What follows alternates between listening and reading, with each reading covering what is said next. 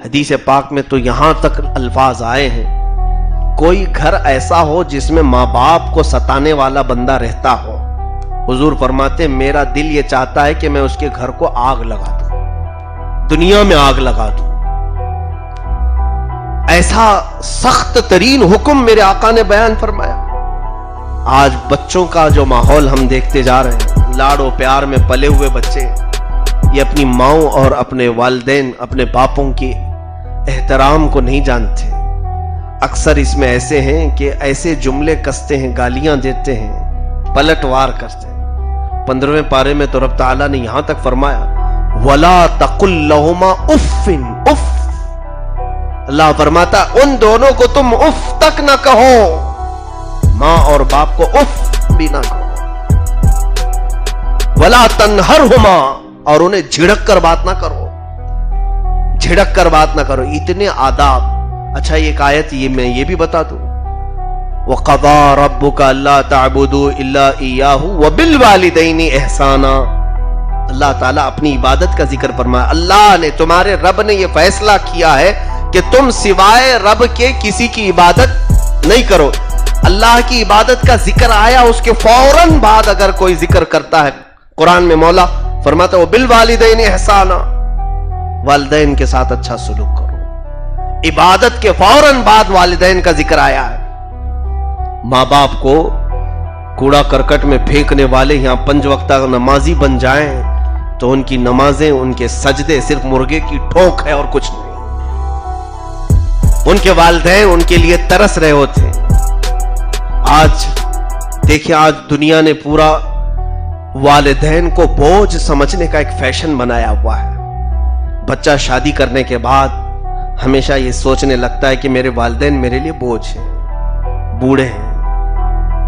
حضرت سفیان ثوری رضی اللہ تعالیٰ عنہ کی ایک بات پڑھنے کے بعد میں بہت آبدیدہ ہو گیا تھا۔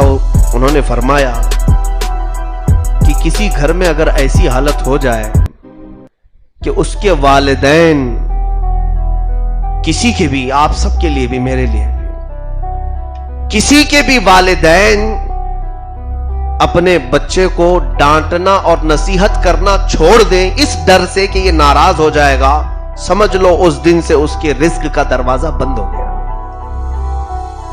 اس کے رزق کا دروازہ بند ہو گیا۔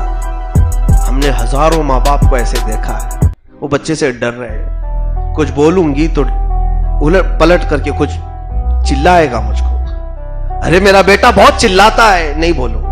کتنے ماں باپ ایسے، اور تم بڑے شوق سے شادی رچائے ہو، کیا تمہارے بچے نہیں ہونے والے؟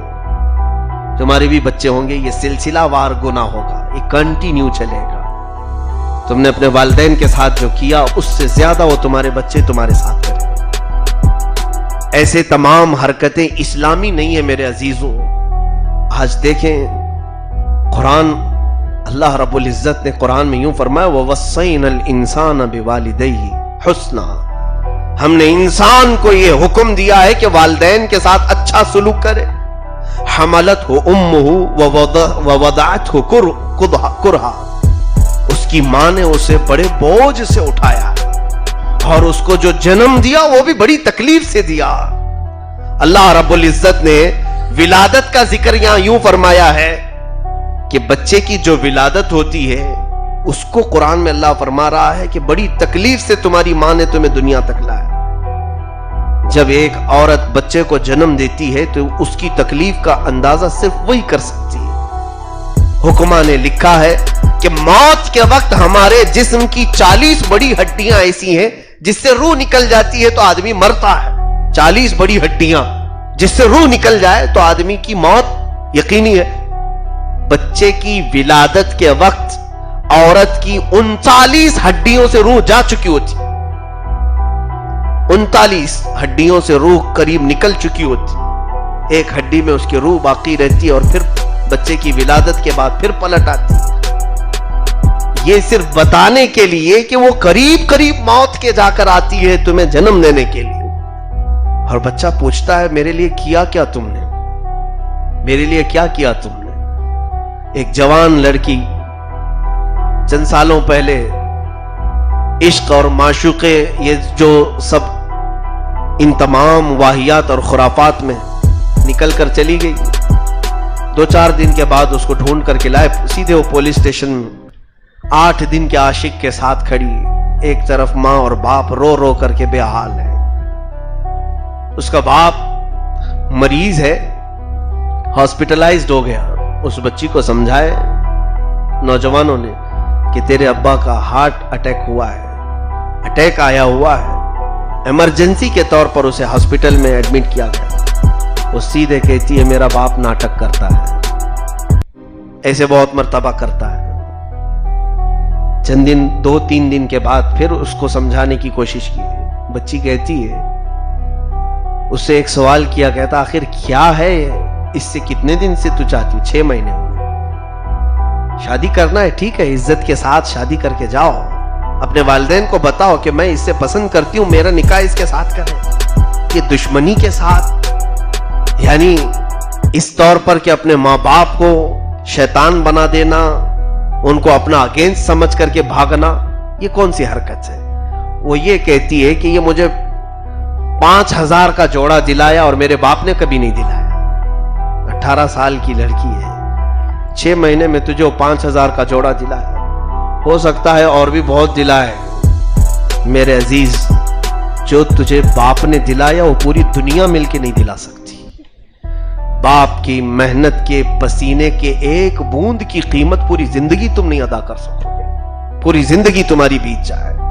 تمہیں پتا ہے والدین جو اپنے بچے کے لیے کرتے ہیں، کبھی آپ نے محسوس نہیں کیا ہوگا، ماں ہمیشہ روٹیاں پکاتے پکاتے اپنے ہاتھوں کو داغ لیتی ہے۔ اکثر عورتوں کے ہاتھ جلے ہوئے دیکھے، روٹیاں تمہیں نرم کھلانے اور گرم گرم اتار کے دینے کے لیے ہمیشہ توا اس کے ہاتھ پہ لگ جاتا ہے، اور وہ گرم روٹی لا کر تمہیں پروستی ہے۔ چند دنوں کے بعد جب اس کا بڑھاپا آ جائے، تم اپنی نوی نویلی دلہن کو لے کر کہتے ہو ماں تنگ کر چکی ہے ہمیں، ماں ہمارے لیے بوجھ ہو چکی ہے۔ یہ بھی معاملات میں نے دیکھے۔ ایک مسجد میں تراویح پڑھانے کے لیے تھا، ایک بوڑھی عورت ہے 70 سال کے قریب، پیٹ جھکی ہوئی ہے، وہ آئی جماعت مسجدوں میں ہمارے ہاں فیصلے ہوتے ہیں، میرے پاس اس نے لیٹر بھجوایا کہ مولانا میرے 2 بیٹے ہیں، ایک کھیتی باڑی کرتا ہے اور ایک نوکری کرتا ہے، دونوں میں کوئی مجھے اپنے گھر پہ رکھنے کو تیار نہیں، آپ ان دونوں میں سے کسی ایک کو کہہ دیں کہ میرے بڑھاپے کو سنبھال لیں، میں ان کے بچوں کو چھیڑ چھاڑ کچھ نہیں کروں گی۔ ماں کی یہ چیز دیکھ کر بہت رونا آیا تھا۔ اس کے بعد جب وہ دونوں ناہنجار قسم کے حیوانوں کو بلایا گیا، دونوں کو، دونوں اپنا پلہ جھاڑنے لگے کہ اس کو کہو کہ یہ کھیت میں رہتا ہے اپنی ماں کو رکھے، میں تو نوکری پر رہتا ہوں، دیکھ نہیں پاؤں گا میں۔ وہ کہتا ہے میں اتنے سالوں سے دیکھ رہا ہوں، اب اس کو کہیں آپ۔ اللہ اکبر۔ ایک معاملہ یہ ہے، یہ دونوں جھگڑ رہے تھے، مسجد کے دروازے پر کھڑے ہو کر کے اپنے پلوں سے آنسو پوچھتے ہوئے اس خاتون کو میں نے ہاتھ اٹھائے ہوئے دیکھا، اے اللہ، اس سے اچھا تھا کہ کوئی اولاد ہی نہ ہوتی، سکون سے زندگی گزر جاتی، ایک آس لگ جاتی ہے بچوں سے کہ یہ ہمارے بڑھاپے کے سہارے بنیں گے۔ اس کے برعکس ایک واقعہ میں نے سنا تھا عرب کا، عرب میں ایک بوڑھی خاتون کے لیے کیس ہوا تھا، وہاں مقدمہ چلا تھا کورٹ میں۔ ایک مسئلہ یہ بھی ہے کہ اس کے 2 بیٹے، ایک 70 سال کا، ایک 80 سال کے قریب کا، اور وہ عورت کتنے سال کی ہوگی؟ کافی بوڑھی عورت، اس کو ویل چیئر پر لایا گیا ہے۔ دونوں بچے اس بات پر جھگڑ رہے تھے، 80 سال کا بوڑھا ہو گیا ہے، وہ کہتا ہے ماں کو میں رکھوں گا، اور چھوٹا بیٹا یہ کہتا ہے کہ اتنے سال سے اس نے ماں کو پالا ہے، اب میں پالوں گا، مجھے اس نے موقع ہی نہیں دیا ماں کو رکھنے کا۔ یہاں بھائیوں میں تکرار ہوئی اور کورٹ تک گئے، یہ لوگ کورٹ تک گئے، مقدمہ چلا، اور دنیا کا شاید ایسا پہلا مقدمہ ہوگا، جج سنتے ہوئے حیران تھا۔ یہ خود بوڑھے ہیں دونوں بیٹے، اور اپنی ماں میں کو کوئی چھوڑنے کو تیار نہیں، کہا دونوں سمجھوتا کر لو، دونوں سمجھوتا کرنے کو تیار نہیں۔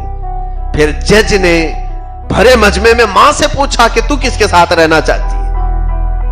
اس عورت نے کہا یہ دنیا کا سب سے مشکل سوال ہے میرے لیے دونوں عزیز ہیں، دونوں بچے میرے لیے عزیز ہیں. ایک میں تصویر کا ایک رخ یہ بھی بتا رہا ہوں, اللہ تعالیٰ کے میں سمجھتا ہوں یہ محبوب لوگ ہیں جن کو یہ نعمت ملی ہے والدین کی محبت, اطاعت اور فرمانبرداری. جج تنگ آ گیا اور اس کے بعد مقدمے کی سنوائی بڑھتی گئی. پھر پوچھا گیا کس کے گھر میں کتنے دن رہی, یہ رپورٹ لائی جائے. بڑے بھائی جو 80 سال کا ہے, بڑا لڑکا, اس کے گھر میں کثرت سے وہ ماں رہی, اکثر زندگی اس کے پاس گزاری. اور چھوٹا والا اس کے گھر آتی جاتی تھی, چند دن رہتی تھی. اس نے مقدمے میں یہ پروف پیش کیا کہ ماں کی خدمت کا کیا صرف حقدار وہی ہے, میں نہیں. اس کے گھر اتنے دن وہ رہ چکی ہے, میرے گھر رہنے کی آپ اجازت دی جائے, پرمیشن دی جائے. تو آپ جب مقدمہ ختم کے قریب آیا تو جج نے فیصلہ یہ سنایا کہ میری طرف سے یہ فیصلہ ہے. دنیا کا پہلا شاید اس طرح سے حکم آرڈر ہو رہا ہو عرب کی اس عدالت میں. اس جج نے کہا کہ میں یہ چاہتا ہوں کہ تم 80 سال کے ہو چکے ہو, اب تمہارے لیے خود بڑھاپا آیا ہے, تمہیں خود اپنے دیکھ بھال کی ضرورت ہے. تو رونے لگا.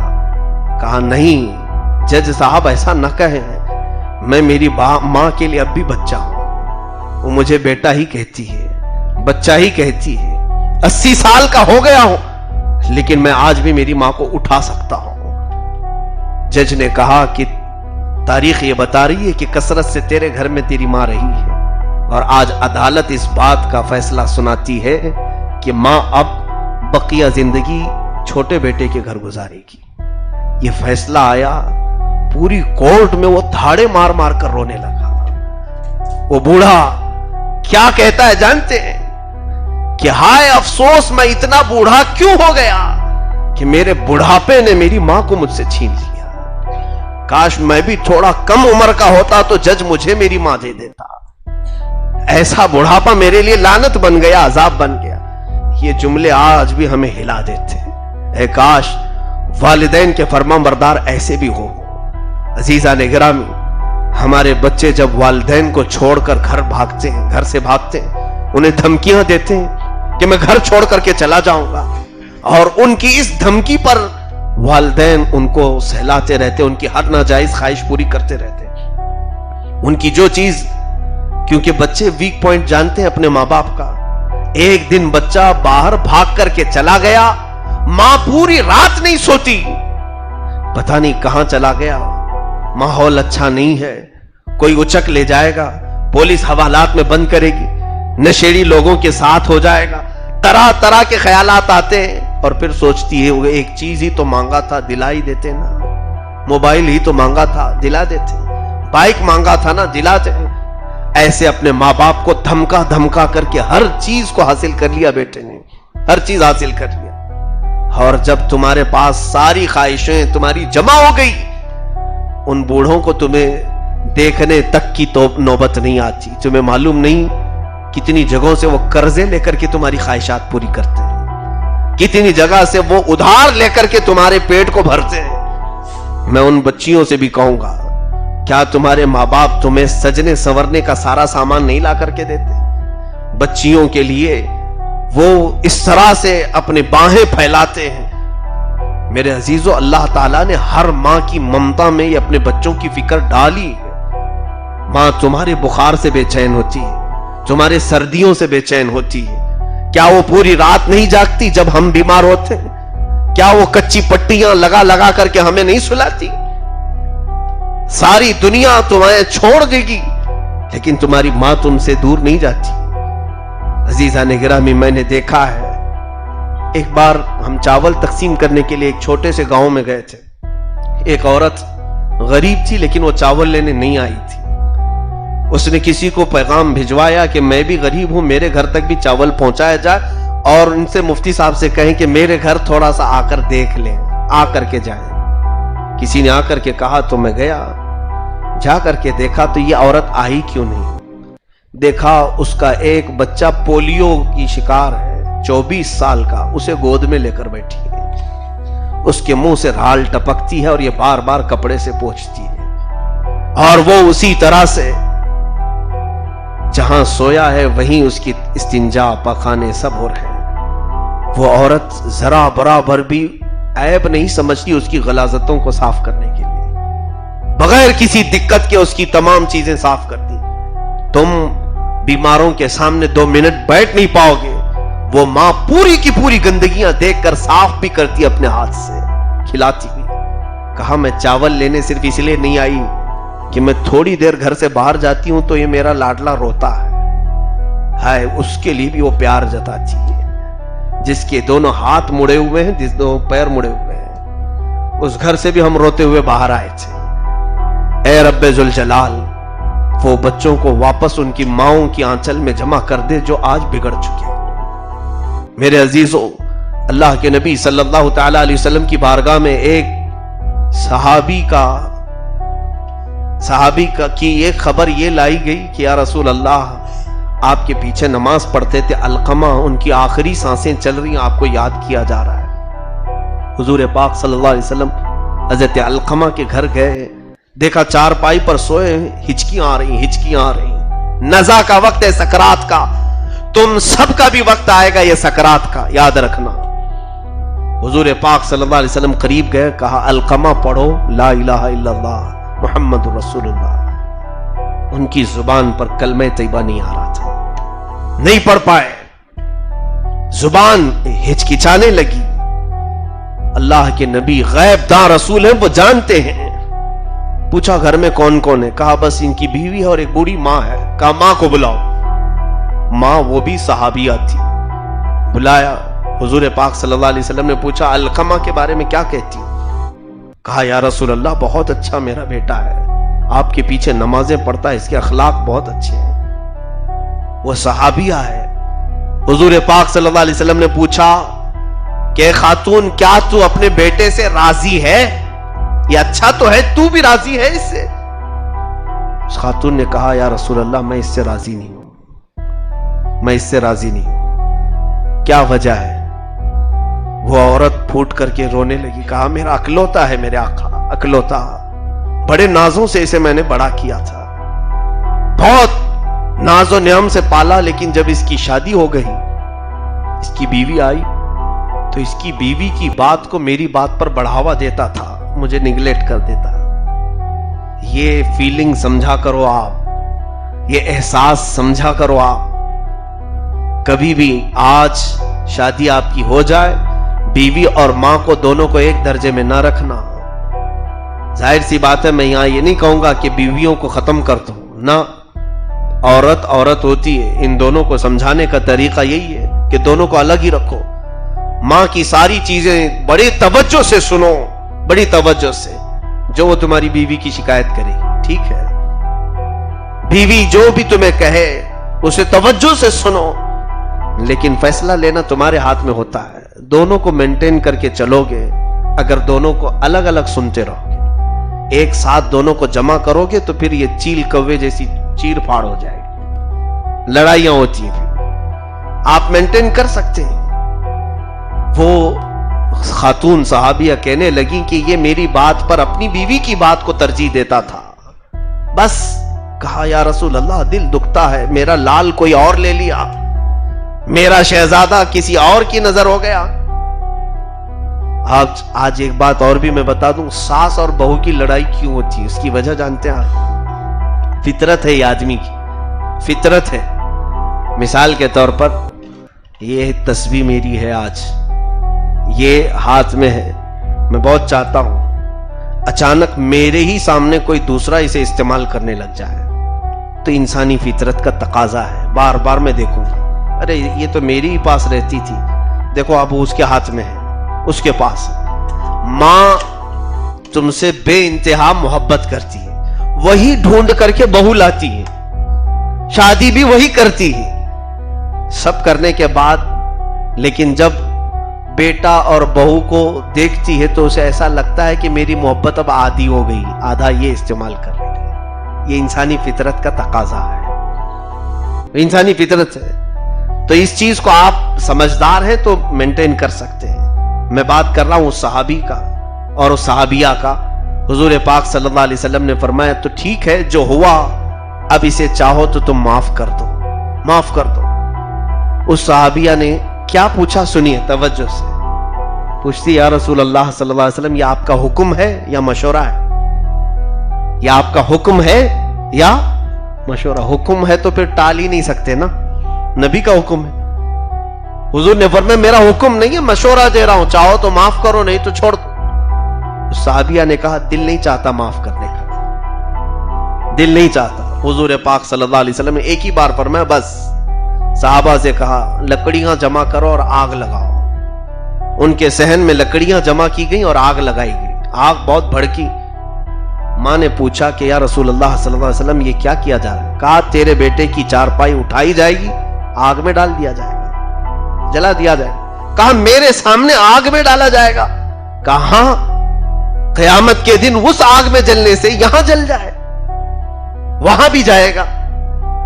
وہ خاتون کہتی یا رسول اللہ صلی اللہ علیہ وسلم کیا دنیا میں کوئی ماں ایسی ہے جو اپنے بچے کے جسم پر آگ کی چنگاری دیکھنا پسند کرتی ہو؟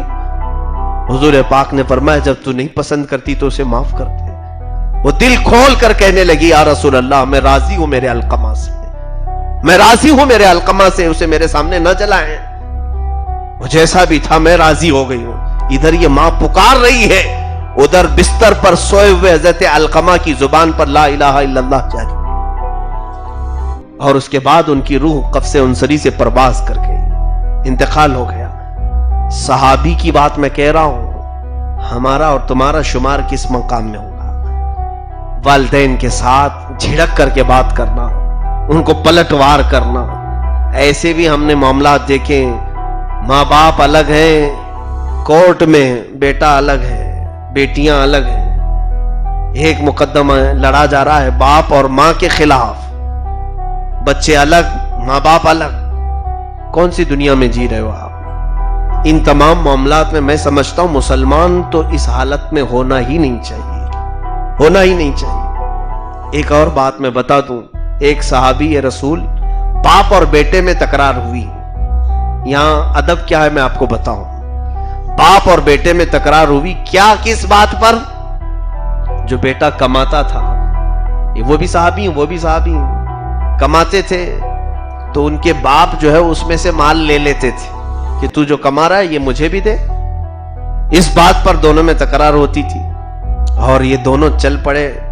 بیٹے نے کہا یہ فیصلہ میں رسول اللہ کے پاس لے کے جاؤں گا، آپ جو میرے ساتھ کر رہے ہو میں حضور کے پاس یہ فیصلہ کراؤں گا. تو باپ کو یہ احساس ہوا کہ آج بیٹا مجھے مقدمے میں لے کے جا رہا ہے، چلو ٹھیک حضور کے پاس فیصلے کے.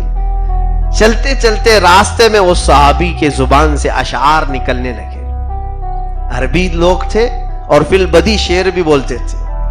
وہ اپنے بچے کی محبت میں اس کی پوری زندگی بتانے لگے. وہ جو صحابی تھے باپ تھے.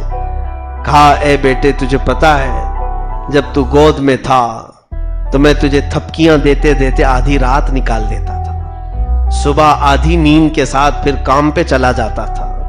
میں اپنی اونگ اپنی نیند سب تیری نیند پر وار دیا تھا، اور جب تو بیمار ہوتا تھا مجھے ایسا لگتا کہ میرا ٹکڑا بیمار ہے، میرا جسم بے چین ہوتا تھا. میں اپنے پھٹے جبے سے چھاؤں کر کے تجھے دھوپ سے بچاتا تھا. میں اگر کھانے پینے کی چیز میرے پاس آ جائے تو پہلے اس میں سے تجھے کھلاتا تھا، اور تجھ سے بچ جائے تو میں کھا لیتا تھا. یہ تمام چیزیں وہ عربی میں بولتے جا رہے تھے. ادھر رسول کریم صلی اللہ علیہ وسلم تک پہنچے باپ اور بیٹا.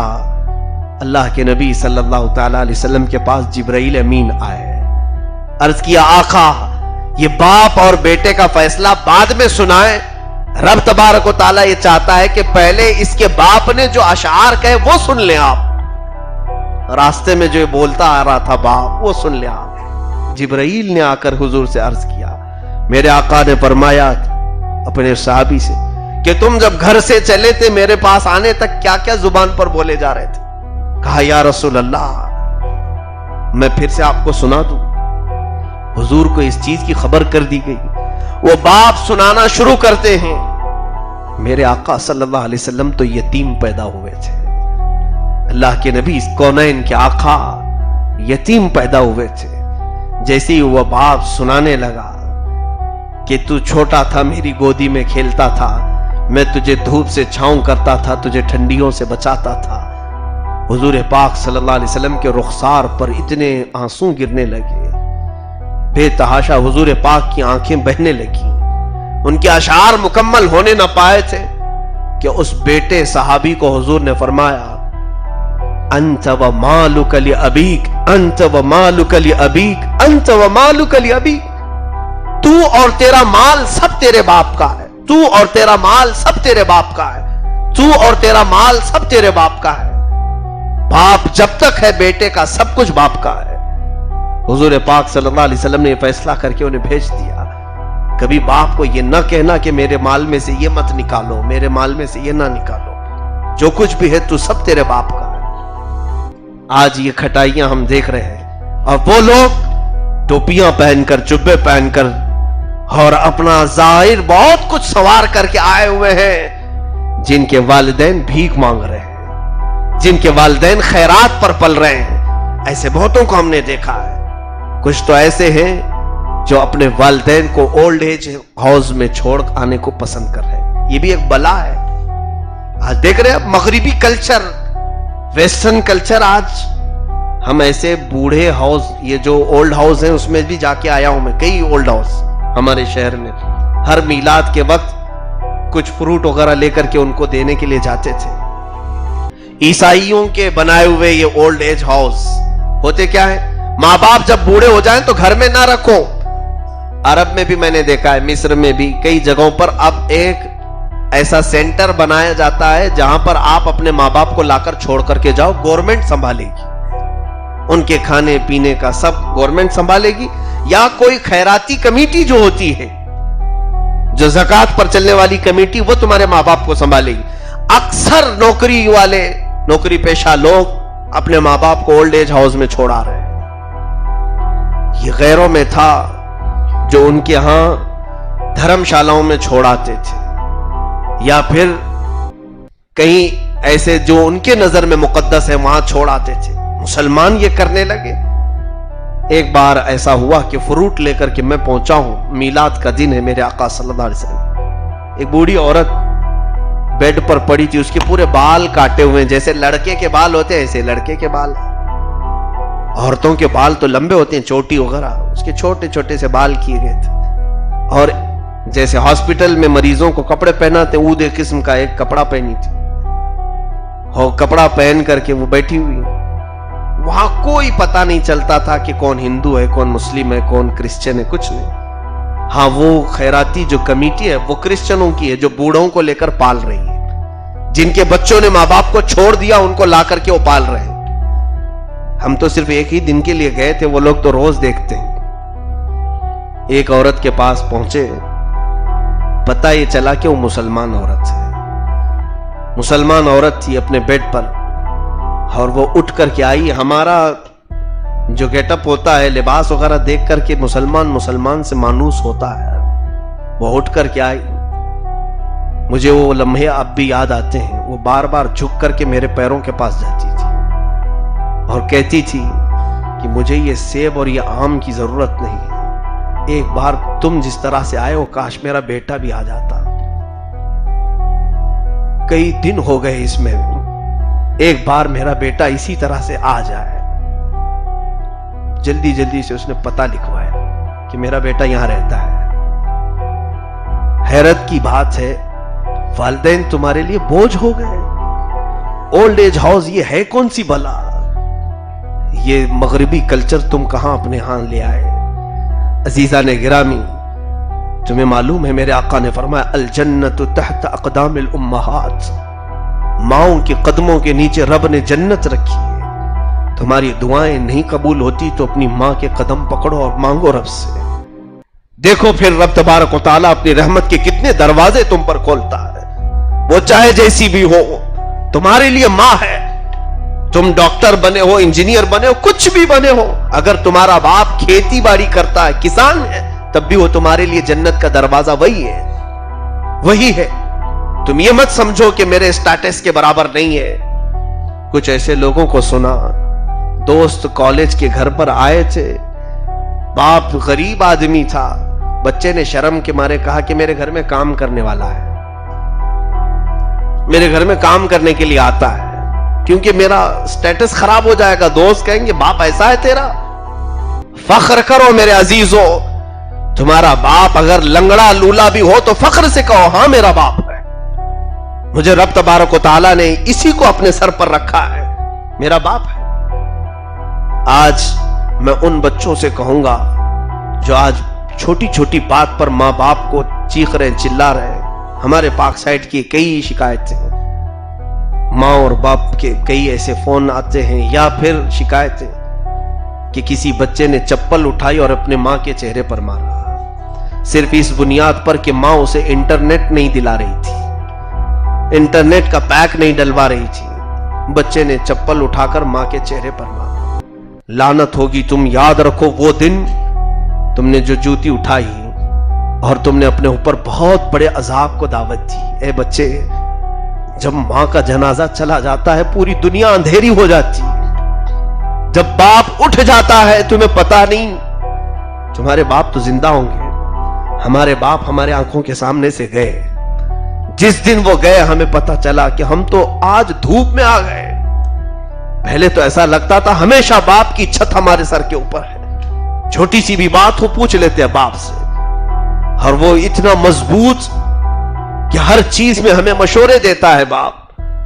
اور آج تو ترس جاتے, ہم کو ڈانٹنے والا بھی کوئی نہیں, آج ہمیں چلانے والا بھی کوئی نہیں, آج ہمیں لیٹ سے آنے کے بعد پوچھنے والا بھی کوئی نہیں کہاں گئے تھے. تم ایسی آزادی چاہتے ہو, بعد میں ترس جاؤ گے ان ماں باپ کی باتیں سننے کے لیے. تم بعد میں طلب کرو گے کاش میری ماں قبر سے ایک بار اٹھے اور مجھے چلائے ایک بار, وہ ڈانٹے مجھے ایک بار اور مجھے پوچھے رات کہاں تھا. دنیا میں کوئی نہیں پوچھے گا تمہیں, کوئی نہیں پوچھے گا. تم رات بھر نشے میں گزارو, کسی کو کیا فکر ہے. لوگ تبلے بجائیں گے, اچھا ہے کہ بگڑ گیا, دیکھو گٹر میں چلا گیا. وہ ایک ہے جو ماں جو درد کے مارے تڑپتی ہے, جو بار بار تم سے پوچھتی ہے. تم کیا سمجھتے ہو تمہاری خوشیوں میں یہ آڑے بن جاتی ہے, رکاوٹ بنتی ہے؟ نہیں, تمہارا درد وہ رکھتی ہے اپنے اندر کہ تم پوری رات اس طرح سے کہاں چلے جاتے ہو.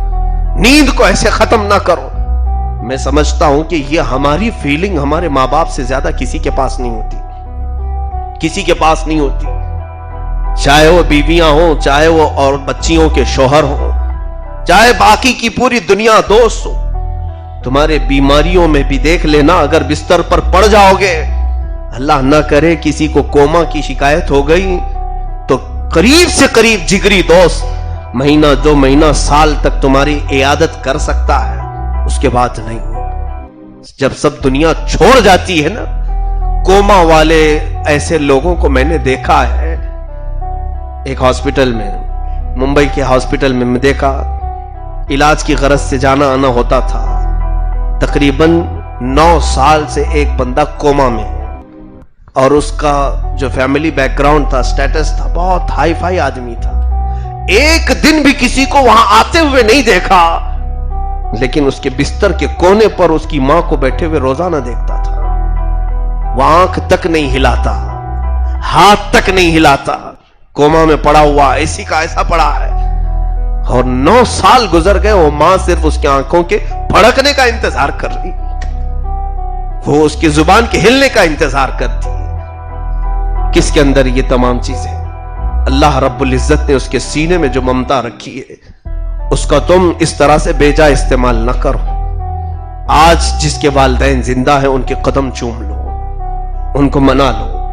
آج کی رات بہت بڑی رات, لیکن جس نے اپنے والدین کے ساتھ بدتمیزی کی وہ مانگے گا کس منہ سے مانگے گا؟